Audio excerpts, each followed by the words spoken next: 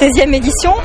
Jusqu'à présent, à la fête de la morue, nous avions l'habitude de mettre à l'honneur effectivement notre pays, pas forcément du Nord. On a fait le Brésil, l'Afrique par exemple, mais le choix des pays se faisait en fonction de leur lien avec la morue, s'ils étaient producteurs, consommateurs, pêcheurs.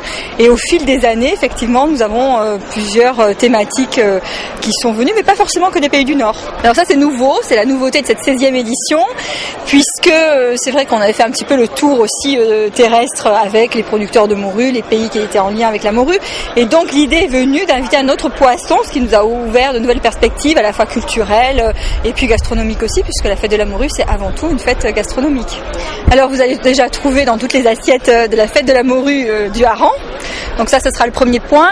Et ensuite, on a un peu utilisé ce prétexte du hareng pour réaliser une nouvelle scénographie de la fête avec des nouvelles couleurs. Ça fait 16 ans que nous organisons la fête de la morue et il fallait trouver des idées qui la fassent évoluer. Et donc c'est tout à fait par hasard, en allant faire une balade en Normandie avec mon épouse, je suis arrivé à Dieppe le jour de la fête du hareng et de la Saint-Jacques.